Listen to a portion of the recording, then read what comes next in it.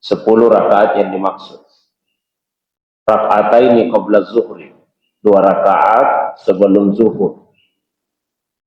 Wa raka'ataini ba'daha, 2 rakaat sesudah zuhur.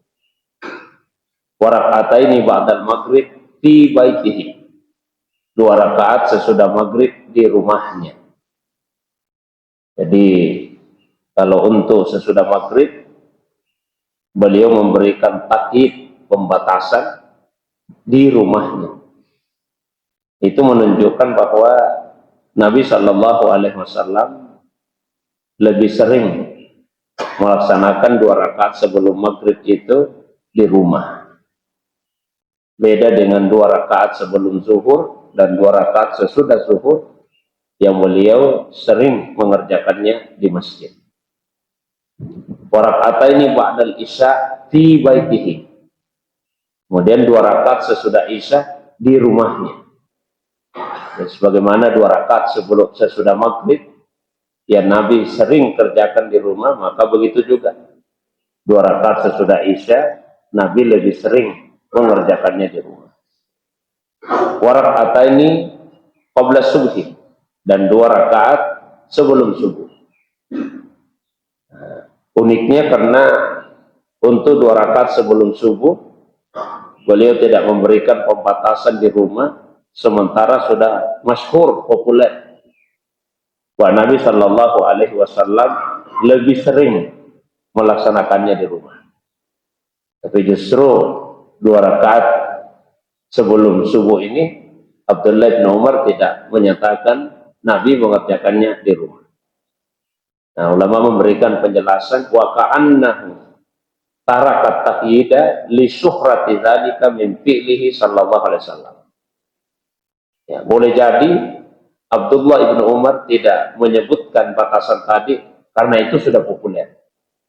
Jadi karena semua sudah memahami bahwa ya Nabi memang lebih sering mengerjakan 2 rakaat sebelum subuh itu di rumah, maka tidak perlu lagi untuk disebutkan.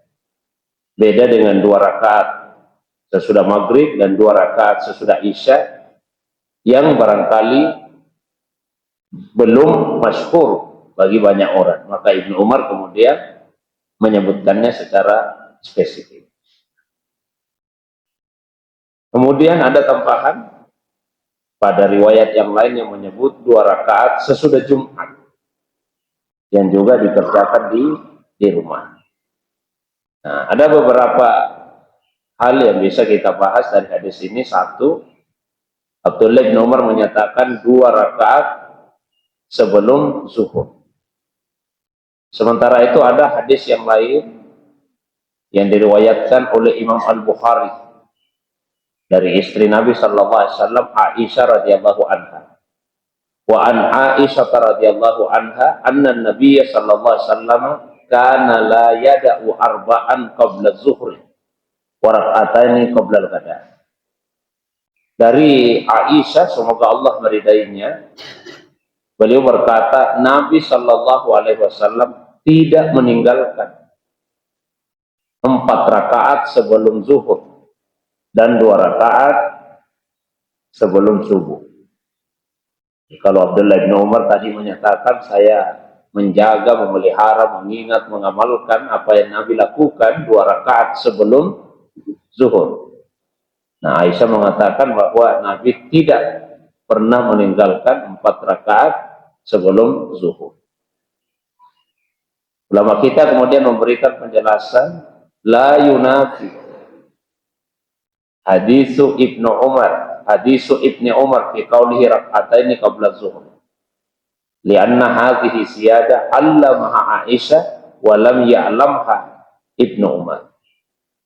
Jadi apa yang Aisyah katakan bahwa Nabi tidak meninggalkan 4 rakaat, yaitu tidak menyelisihi apa yang Ibnu Umar sampaikan 2 rakaat. Karena tambahan yang 2 rakaat itu tidak diketahui oleh Ibnu Umar, tapi yang mengetahuinya adalah Aisyah radhiyallahu anha.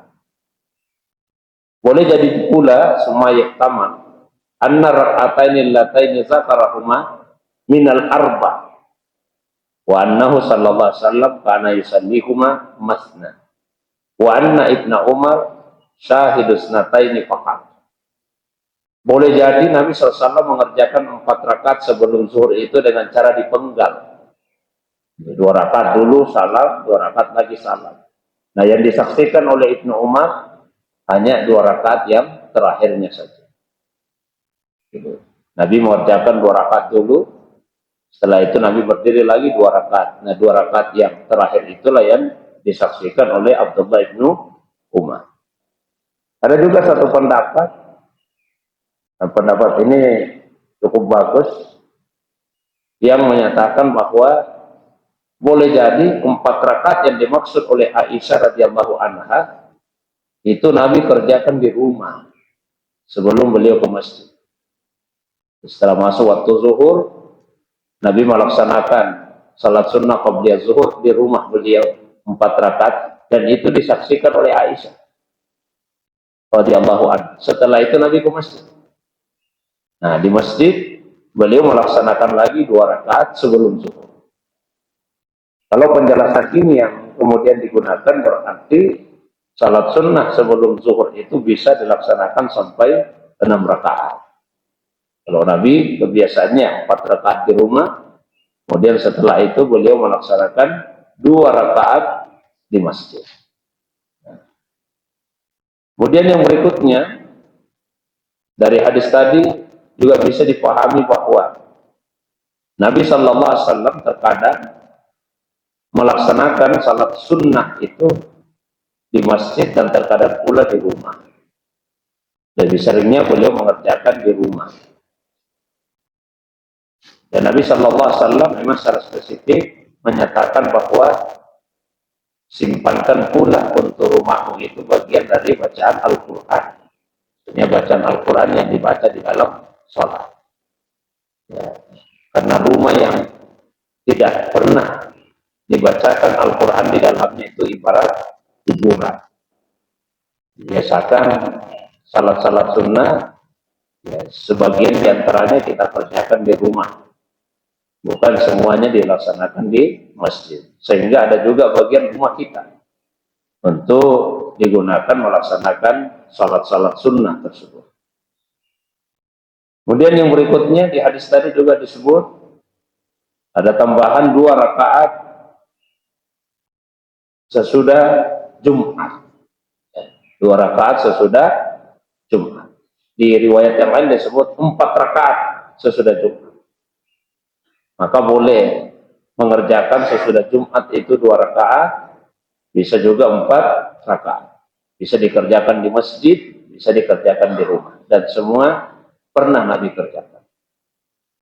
Adapun untuk 2 rakaat sebelum Jumat, tidak ada hadis secara spesifik yang menyebutkan. Tapi dalam mazhab Syafi'i dinyatakan bahwa termasuk juga sunnah 2 rakaat sebelum Jumat. Sementara 3 mazhab yang lain memandang bahwa tidak ada salat sunnah qabliyah Jumat. Mazhab Syafi'i yang menyatakan bahwa tetap ada qabliyah Jumat. Apa dasarnya? Ya, karena salat Jumat itu adalah menempati kedudukan salat zuhur. Ya, buktinya ketika ada seseorang yang melaksanakan salat Jumat, maka dia tidak perlu lagi untuk melaksanakan salat zuhur. Berarti salat Jumat menempati posisi, menempati kedudukan salat zuhur. Karena dia menempati posisi kedudukan salat zuhur, berarti sebagaimana salat zuhur ada qobliyah dan ada ba'diyahnya, maka begitu juga salat Jumat. Berarti salat Jumat juga ada qobliyah dan ada ba'diyahnya. Wa an Aisyah radhiyallahu anha qalat lam yakunin nabiyyu sallallahu alaihi wasallam ala syai'in minan nawafil asaddu ta'ahudan minhu ala rak'atai al-fajr, muttafaq alaih. Kemudian dari Aisyah radhiyallahu anha, beliau berkata tidak ada salat sunnah yang lebih diperhatikan oleh Nabi sallallahu alaihi wasallam, lebih dijaga oleh Nabi Shallallahu Alaihi Wasallam dibandingkan 2 rakaat salat sunnah fajar. Inilah salat sunnah yang paling dijaga oleh Nabi Shallallahu Alaihi Wasallam. Bahkan di riwayat yang lain juga dari Aisyah radhiyallahu anha, beliau berkata bahwa Nabi SAW pernah bersabda, "Rak'ata al-fajr khairum minad dunya wa ma fiha." 2 rakaat salat fajar, salat sunnah sebelum subuh itu lebih baik daripada dunia dan apa yang ada di dalamnya. Artinya lebih baik daripada dunia dan isi. Ai maksudnya adalah ajruha khairum minad dunya. Pahalanya lebih baik daripada dunia. Kemudian yang berikutnya, an Ummi Habibah ummil mukminin. Qalat sami'tu Rasulullah sallallahu alaihi wasallam yaqulu man shalla sintai asrata raka'atan fi yaumihi wa lailatihi. Saya dari Ummu Habibah istrinya Nabi sallallahu alaihi wasallam, beliau berkata, saya mendengar Rasulullah SAW bersabda, barang siapa yang menjaga 12 rakaat dalam sehari semalam, bunyalahu bihinna baitun fil jannah, akan dibangunkan untuknya dengan 12 rakaat itu sebuah istana di dalam surga. Rinciannya yaitu arba'an qabla zuhri, 4 rakaat sebelum zuhur. Jadi ini senada dengan apa yang disampaikan oleh Aisyah radhiyallahu anha, arba'an qabla zuhur. Wa raka'ataini ba'daha, dan 2 rakaat sesudahnya. Wa raka'ataini ba'dal maghrib, 2 rakaat sesudah maghrib. Wa raka'ataini ba'dal isya, 2 sesudah isya. Wa raka'ataini qabla salatul fajar, dan juga 2 rakaat sebelum fajar. Jadi senada yang disampaikan oleh Aisyah radhiyallahu anha. Wa Ibnu Umar radhiyallahu anhu qala qala Rasulullah sallallahu rahimallahu imra'an shalla arba'an qabla al-'asr.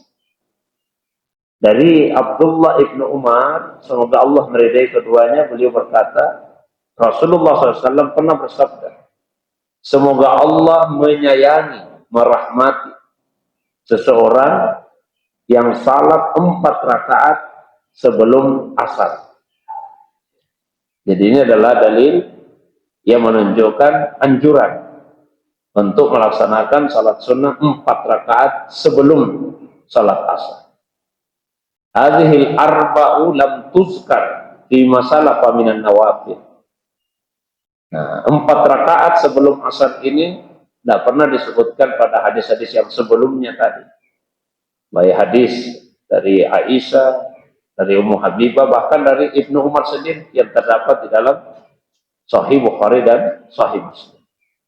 Nah, karena hadis ini rawahu Ahmad wa Abu Dawud wa Tirmizi, diriwayatkan oleh Imam Ahmad, Imam Abu Dawud dan Imam At-Tirmizi, dan beliau menilainya sebagai hadis hasan. Juga diriwayatkan oleh Ibnu Khuzaimah dalam kitab Sahihnya, dan beliau mensahihkannya. Maka juga disunnahkan untuk melaksanakan 4 rakaat sebelum asar. Wa an Abdullah bin Mughaffal al-Muzani qala, kemudian dari Abdullah bin Mughaffal al-Muzani, beliau berkata, qala Rasulullah SAW, Rasulullah SAW pernah bersabda, sallu qabla al-maghrib, summa qala fis salisa liman sya'a karahiyatan ayyattakhidhahan nasu sunnatan, ay tariqa ma'lufa la yatakhallafuna anha faqad yu'addi ila fawati awwalil waqti. Wa huwa dalil ala annaha tundab as-salatu qabla salatil maghrib idh huwa al-murad min qawlihi qabla al-maghrib. Kemudian dari Abdullah bin Mughaffal al-Muzani, beliau berkata, Rasulullah SAW pernah bersabda, sallu qabla al-maghrib, salatlah kalian sebelum maghrib. Kemudian yang ketiga kalinya beliau berkata, bagi yang mau. Jadi Nabi ucapkan 3 kali, sallu qabla al-maghrib, sallu qabla al-maghrib, sallu qabla al-maghrib, liman sya'a. Salatlah sebelum maghrib, salatlah sebelum maghrib, salatlah sebelum maghrib, bagi yang mau. Jadi yang dimaksud di sini salatlah sebelum maghrib bukan berarti sebelum masuk waktu maghrib. Tapi yang dimaksud adalah sebelum melaksanakan salat maghrib. Tapi tentu sudah masuk waktunya.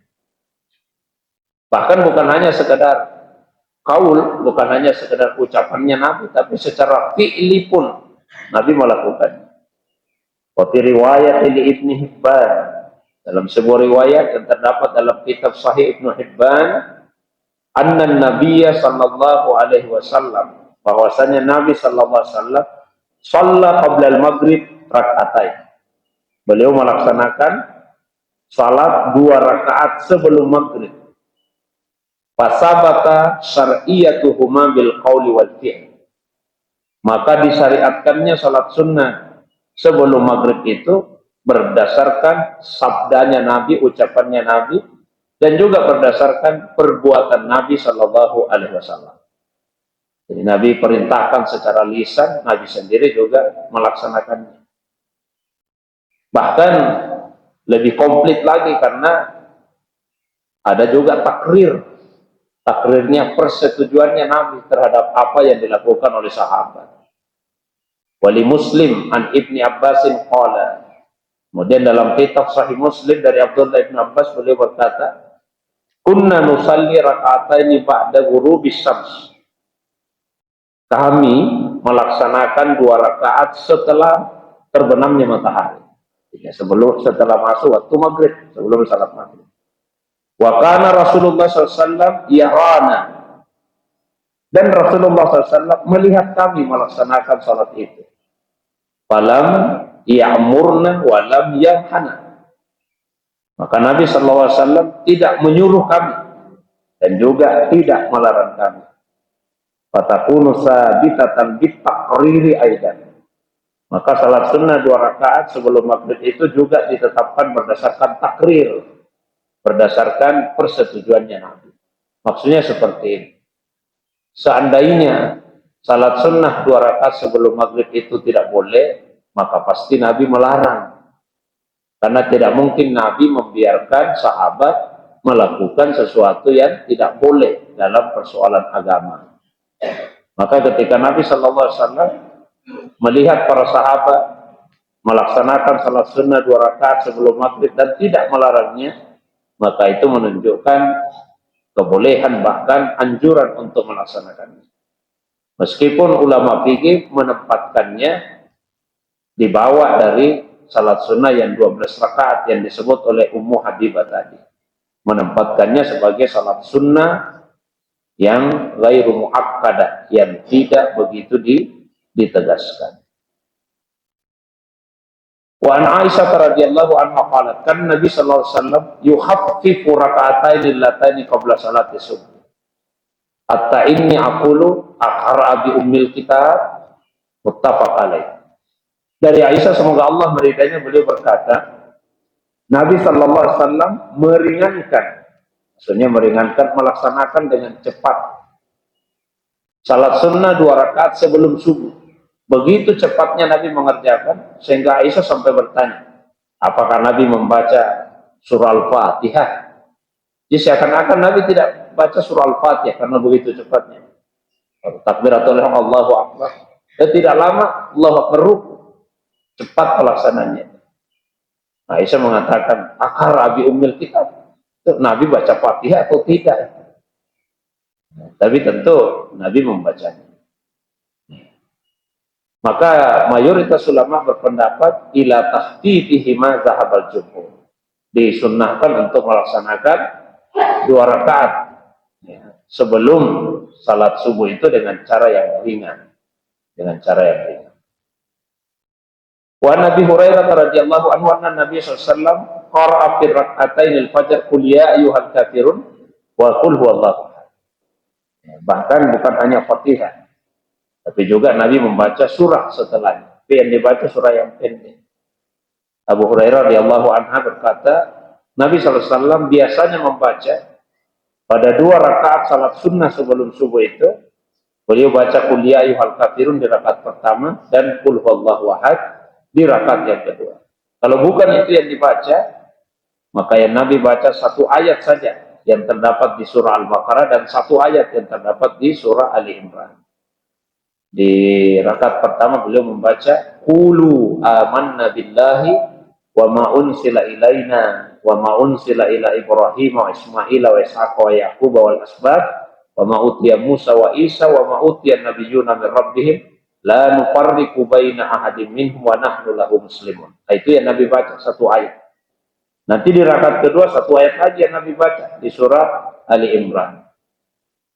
Qul ya ahlal kitab ta'alu ila kalimatin sawa'in bainana wa bainakum alla na'budu illallah wa la nusyrika bihi syai'an wa la yattakhidha ba'duna ba'dan arbaban min dunillah fa in tawallaw faqulu asyhadu bi anna muslim. Jadi ini menunjukkan betapa pendeknya, ya, ringkasnya Nabi Shallallahu Alaihi Wasallam melaksanakan salat sunnah sebelum subuh tersebut. Saya kira itu beberapa hadis yang saya bacakan berkaitan dengan salat sunnah rawatib. Seperti biasa kalau ada yang ingin didiskusikan, ada yang ingin ditanyakan, ditambahkan baik yang berkaitan dengan hadis-hadis tadi atau masalah agama yang lain. Di luar dari apa yang saya sampaikan, saya persilakan. Wa ilallahi turja'ul umur. Wassalamualaikum warahmatullahi wabarakatuh. Ada?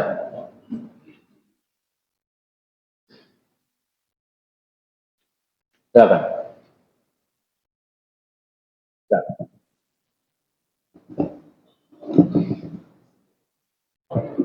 Assalamualaikum warahmatullahi wabarakatuh. Waalaikumsalam. Terkait masalah sholat sunat rawatib maupun sholat sunat lainnya, saya pernah mendengar dari salah seorang ustaz di sosmed bahwa sholat sunat itu bisa dilakukan 4 rakaat langsung, tapi dia tidak menyebutkan dalilnya Pak Ustaz. Misalkan kalau kerja dulu, kalau waktunya agak mepet, bisa langsung 4 rakaat 1 kali salam saja. Begitupun juga katanya kalau sholat duha bisa juga langsung 4 rakaat 1 kali salam. Tapi dia tidak menyebutkan dalilnya Pak Ustaz. Mohon penjelasannya Pak Ustaz. Baik. Ya, yang dijadikan dalil hadis-hadis yang saya bacakan tadi, Pak, yang menyebutkan bahwa Nabi melaksanakan salat 4 rakaat sebelum zuhur. Tidak ada hadis yang secara spesifik menyebutkan bahwa 2 rakaat dulu, 2 rakaat dulu. Tapi pemahaman terhadap hadis itu. Ya. Jadi karena tidak disebut juga bahwa Nabi memenggal, dikatakan Nabi 2 rakaat dulu, Nabi 2 rakaat lagi. Ya. Jadi hanya disebutkan bahwa Nabi melaksanakan salat 4 rakaat. Maka itu artinya ihtimal kemungkinannya ya bisa 4 rakaat sekaligus, bisa dipenggal. Dan ini biar tidak mepet waktunya, biar memang dilaksanakan secara sengaja, bukan karena mepet waktunya. Boleh, Pak. Ya, termasuk juga tadi misalnya Nabi SAW secara qaul mengatakan rahimallahu imra'an shalla qabla al-asri 4 rakaat. Semoga Allah menyayangi seseorang yang salat 4 rakaat sebelum asar. Ya, begitu Nabi katakan 4 rakaat berarti ihtimalnya kemungkinannya bisa 4 rakaat sekaligus, sekali salamnya. Ya, dan tidak dikatakan mesti 2 rakaat salam, mesti 2 rakaat salam. Hanya banyak ulama yang menyukai salat sunnah itu dipenggal dua-dua. Dikembalikan kepada keumuman hadis yang berbunyi salatul laili wan nahari masna masna. Salat sunnah di malam hari dan di siang hari itu masna masna. Masna masna artinya dua-dua. 2 rakaat salam, 2 rakaat salam. Hanya ulama hadis memandang bahwa wan nahar di hadis itu redaksi tambahan. Ya, yang sahih itu hanyalah salatul lail masna masna. Salat malam itu dua-dua. Jadi kerjakan 2 rakaat itu adalah salat di malam hari. Itu pun salat malam juga boleh 4 rakaat sekaligus sekali salam. Ya, yang dijadikan dasar hadis dari Aisyah yang terdapat di Sahih Bukhari. Beliau mengatakan, makana Rasulullah SAW yazidu fi Ramadan wala fi ghairi ala 11 rakaat. Nabi itu kalau salat sunnah tidak pernah lebih 11 rakaat baik di bulan Ramadan atau di luar Ramadan. Lalu beliau rinci, kana yusalli arba'an. Beliau salat dulu 4 rakaat. berarti ternyata salat malam pun bisa juga langsung 4 rakaat. Terus untuk duha juga dari Aisyah. Aisyah mengatakan karena Rasulullah SAW yusalli duha arba'an summa yasidu masya Allah. Nabi SAW itu biasanya salat duha 4 rakaat. Setelah itu beliau menambah sesuai dengan yang Allah kehendaki. Jadi kesimpulannya adalah salat sunnah rawatib bisa dikerjakan sekaligus 4 rakaat sekali salam. Bahkan untuk yang setelah maghrib Pak, 6 rakaat itu bisa sekaligus 6 rakaat sekali salamnya. Boleh. Duha kalau mau 8 rakaat sekaligus sekali salam, bisa juga. Semuanya boleh. Mungkin itu. Wallahu a'lam. Bisa.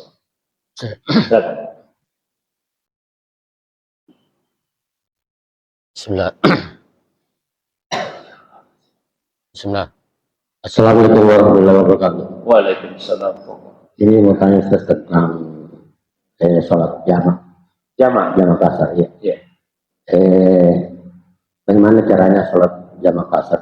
Kalau kita mendapatkan jamaah masjid sudah sholat isya, kita mau jamaah maghrib dan isya, kita mau kasar, ya, kita mau kasar. Apakah bisa di kasar itu? Jadi kita tunggu dulu rakaat ketiganya baru kita masuk. Jadi kita ambil dua, tiga. Apakah bisa isya dulu baru maghrib atau kita memisah dari jamaah? Orang sementara berjamaah. Iya, tapi kita mau kasar, jadi kita tunggu dulu. Nanti rakaat ketiga baru kita masuk untuk ambil 2 rakaat qasarnya. Baru setelah itu kita lanjut lagi salat maghrib.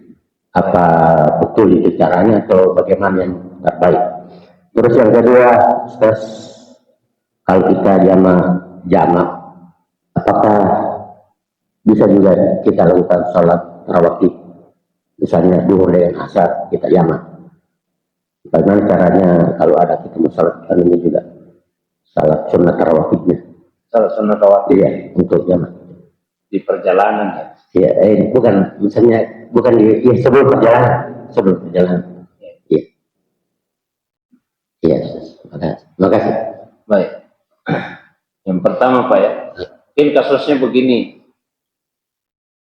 Mengadakan perjalanan kemudian singgah di suatu masjid, di masjid itu sementara melaksanakan salat isya ya. Salat isya. Iya. Salat isya. Salat isya kan. Iya. Kemudian kita masuk ke dalam masjid tersebut. Ya, begitu kan? Iya, iya. Apa yang kita lakukan? Jadi di sini pilihannya ada 3. Di sini ada 3 pilihan yang disampaikan oleh ulama kita. Pilihan yang pertama, kita ikut kepada imam itu dengan niat salat maghrib. Jadi imamnya salat isya, kita sendiri di belakangnya melaksanakan salat maghrib. Karena salat maghrib berarti cuma 3 rakaat saja. Jadi setelah 3 rakaat, duduklah. Duduk. Ya. Jangan ikut berdiri ke rakaat yang keempat. Duduk saja. Ditunggui sampai imamnya berdiri rakaat keempat, sujud 2 kali, kemudian duduk tahiyat, salam, baru kita salam. Nah, setelah itu baru berdiri untuk melaksanakan salat isya dengan cara dikasar. Kenapa ini dilakukan? Supaya salat itu tetap dilakukan sesuai urutan. Sesuai dengan keumuman hadis Nabi SAW, ibda bima bada Allahu bihi. Mulailah sesuai dengan urutan yang Allah mulai. Karena untuk menjamak itu, menurut 3 mazhab, di luar mazhab Syafi'i, mazhab Hanafiyah, Malikiyah, Hanabilah, salat itu mesti dilakukan sesuai urutan. Meskipun jamak takhir, ya, meskipun jamak kan ini jamak takhir kan, Iya. karena maghribnya dipindahkan ke isya, tapi tetap mesti dilakukan sesuai dengan urutannya, maghrib dulu baru isya. Tapi karena imamnya ini salat isya, kita maghrib, maka 3 rakaat saja dikerjakan. Setelah 3 rakaat duduk tahiyat, setelah tahiyat jangan dulu salam, tunggu sampai imamnya salam baru salam. Supaya makmum tidak menyelesaikan salat sebelum imamnya menyelesaikan salatnya. Itu cara yang pertama yang bisa dilakukan. Cara yang kedua, boleh kita ikut imam dengan niat salat isya. Niat salat isya. Setelah itu kemudian baru salat maghrib. Kenapa? Supaya kita melaksanakan salat yang sama dengan salat yang dikerjakan oleh imam. Ada cara yang paling baik, nomor 3 nih, Pak. Kita ikut salat sama imam, niat salat isya. Setelah itu salat maghrib 3 rakaat. Setelah itu berdiri lagi, diulangi salat isyanya.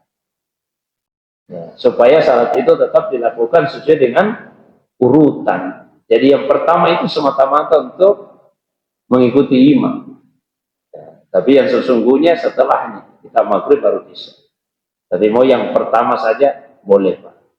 Kalau saya pribadi biasanya ya ambil yang pertama saja. Salat maghrib, meskipun imamnya salat isya, setelah itu baru salat isya. Yang tidak boleh, nah, tadi itu 3 pilihan, boleh semua itu 3. Sekarang yang tidak boleh itu kita ikut imam, kita niat salat isya, tapi dikasar. Nah, itu tidak boleh. Jadi imamnya 4 rakaat salat isya, kita di belakang salat isya 2 rakaat, itu tidak boleh. Karena tidak boleh makmum itu mengkasar salatnya kalau imamnya tidak mengkasar. Saya ulangi, makmum tidak boleh mengkasar, meringkas rakaat salatnya kalau imamnya tidak mengkasar. Tidak bisa imamnya 4 rakaat salat isya, makmumnya dia kasar 2 rakaat, itu tidak boleh. Kalau kebalikannya boleh. Kebalikannya maksudnya bagaimana? Imamnya yang mengkasar salatnya, makmumnya tidak, nah, itu boleh. Contoh ya, contoh banyak kasusnya. Katakanlah di masjid kita ini ada musafir, singgah di sini Pak, musafir. Nah ini ulama misalnya ini Pak Kiai, dipersilahkan jadi imam. Dia sampai saya musafir itu, tidak apa-apa Pak Kiai. Saya kasar salat saya, tidak apa-apa. Jadi beliau jadi imam, sehingga mengkasar salatnya, salat isyanya 2 rakaat saja. Tapi kita ini kan bukan musafir Pak. Karena kita bukan musafir, ya tidak boleh mengkasar salatnya. Tetap kita kerjakan salat isya itu 4 rakaat. Imamnya 2 karena dia musafir, kita makmum 4. Bisa dipahami nih. Dan itu pernah dilakukan Nabi. Ketika Rasulullah SAW dari Madinah masuk ke Makkah, beliau sudah penduduk Madinah, bukan lagi penduduk Makkah. Maka di Makkah beliau jadi imam. Kan tidak mungkin sahabat jadi imam Pak. Nabi yang jadi makmumnya. Memang pernah Nabi jadi makmum 2 atau 3 kali beliau pernah jadi makmum karena terlambat. Ya?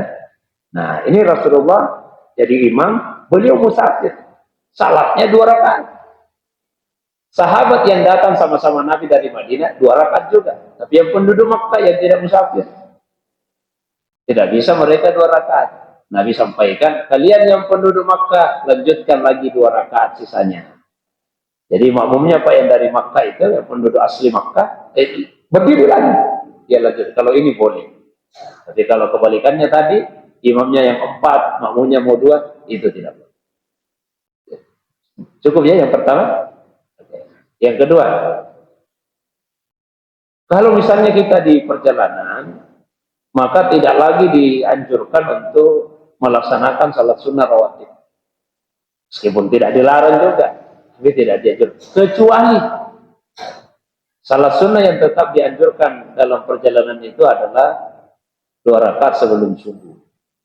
Meskipun di perjalanan tetap ditegaskan Pak 2 rakaat sebelum subuh. Bahkan kata Nabi, tetap laksanakan ini 2 rakaat sebelum subuh, sekalipun kuda-kuda tunggangan musuh itu sudah terdengar derap langkah kakinya. Di dalam suasana perang lagi, ini suasana perang. Sudah kedengaran itu Pak, kuda-kuda tunggangan musuh, sudah dekat sekali musuh ini.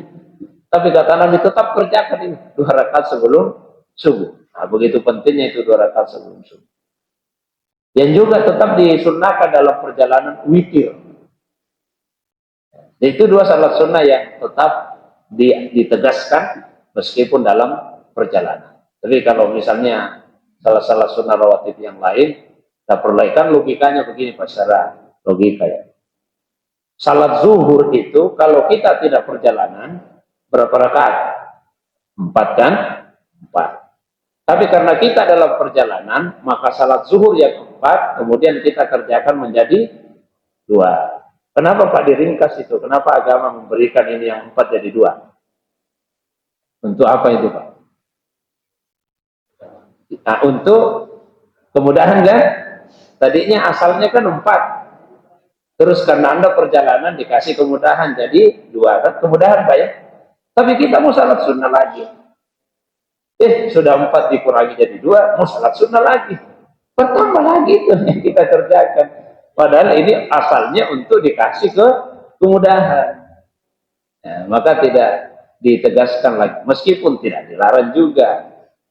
Ya, tapi Nabi biasanya yang dikerjakan itu ya 2 rakaat sebelum subuh dan salat witir. Kalau dalam perjalanan. Kalau yang lain Pak langsung Pak. Hanya diselingi dengan iqamah. Nah, misalnya azan dulu, baru iqamah, salat zuhur lah 2 rakaat.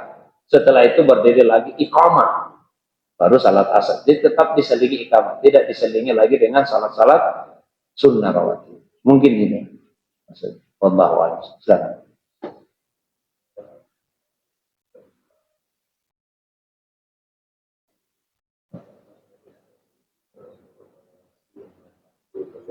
Sebelum, kalau mazhab Syafi'i tidak boleh. Dan satu-satunya penyebab salat termasuk juga karena hujan deras. Bisa dijamak, tapi tidak boleh dikasar. Kalau untuk mengkasar, meringkas rakaat salat yang 4 jadi 2, satu-satunya penyebabnya hanya karena kasar. Karena safar. Karena safar perjalanan. Nah ini Pak, belum perjalanan, masih di rumah. Masih di rumah kan? Iya maksudnya baru masih di rumah. Kan? Belum bisa. Kapan mulai? Pada saat kita meninggalkan batas kota. Tapi ini sifatnya sangat relatif, ini batas kota. Yang mana ini batas kotanya?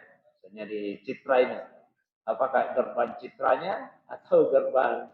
Yang penting kita sudah meninggalkan kediaman. Saya kira seperti itu. Jangan masih di rumah. Di rumah belum bisa.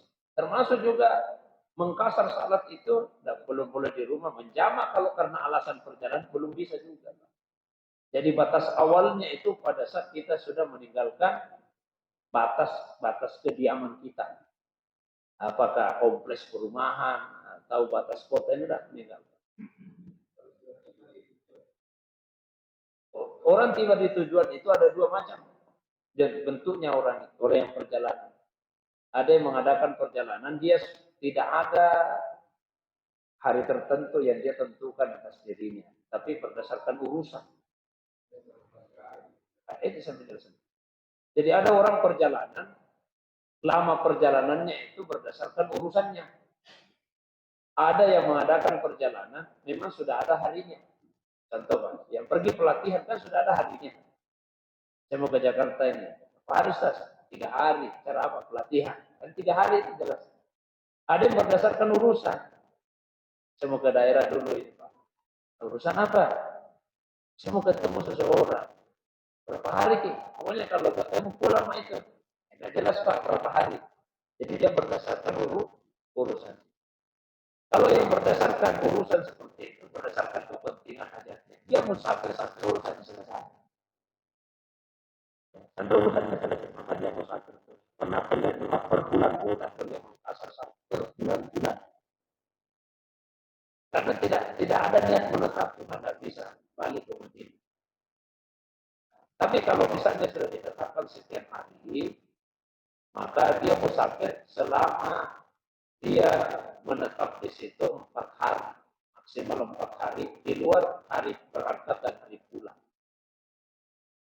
Contoh, saya mau ke Jakarta, pelatihan, berapa hari? 3 hari kan? 3 hari pelatihannya.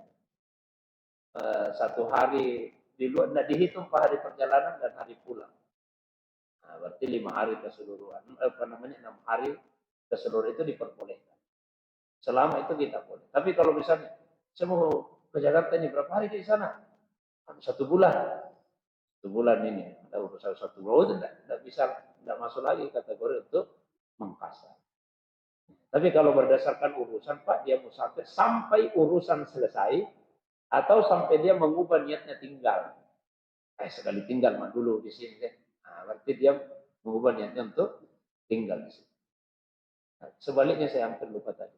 batas akhir kebolehan mengkasar. Kalau sudah tiba di rumah. Kalau sudah tiba di rumah, tidak boleh lagi mengkasar. Termasuk juga menjamak. Misalnya Pak ya, kita pulang dari Jakarta ini, menjelang maghrib. Ya, menjelang maghrib kita, atau setelah asar lah, sebelum masuk maghrib, kita tinggalkan Jakarta. Nah, tiba di bandara Pak masih pas habis isma, sudah masuk waktu isya. Kita sekali di rumah tidak salatnya. Jadi nanti tiba di rumah Pak baru salat maghrib dijama dengan isya. Isyanya lagi di kasar itu tidak boleh. Karena sudah berakhir batasnya Pak, batas kebolehan itu. Kalau di bandara kita mau menjamak bisa. Belum tiba di tujuan. Kita kasar masih bisa. Tapi kalau sudah tiba di rumah, bukan lagi menjamak. Jadi apa yang dilakukan? Salat maghribnya di padang. Setelah itu baru salat isya. Dan salat isyanya pun dikerjakan 4 rakaat, tidak di pasar. Jadi batas awalnya tadi, batas awal kebolehan mengkasar ketika sudah meninggalkan batas kediaman kita. Dan batas akhirnya kalau sudah sampai pulangnya itu, batas akhirnya kalau sebelum kita sampai di rumah. Mungkin itu. Allahu a'lam. Cukup ya?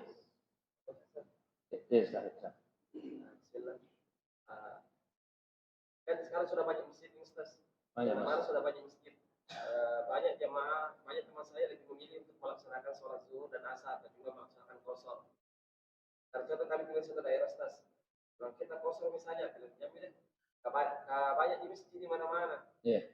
Sedangkan saya bilang kan kasih pikir sama Allah kemudahan qasar. Kenapa kita mau memilih sholat zuhur sholat sempurna begitu? Bagaimana Ustaz? Di Quran itu kan ayatnya begini ya. Wa idza darabtum fil ardi. Apabila engkau mengadakan perjalanan di muka bumi, falaisa alaikum junah. Tidak ada dosa bagimu antak suruh minas salat. Untuk mengkasar salat. Terus ada keterangannya. In khiftum ayyaftinakumul ladzina kafaru. Jika kalian khawatir diganggu orang kafir. Di ayatnya begitu. Karena ketika di masa Nabi kan, orang perjalanan itu saya ada kekhawatiran. Nanti kita diganggu kalau salat 4 rakaat tiba-tiba datang serangan ini udah 4 rakaat saja, 2 rakaat saja. Nah, setelah itu kemudian suasana aman. Jazirah Arab dikuasai umat Islam. Nah, di masanya Umar ada yang bertanya kepada beliau, Umar, masih berlakukah ini ayat? Karena di ayat dikatakan in khiftum ayyaftinakumul ladzina kafaru. Jika kalian khawatir diganggu orang kafir. Nah, kita tidak khawatir lagi nih diganggu orang kafir.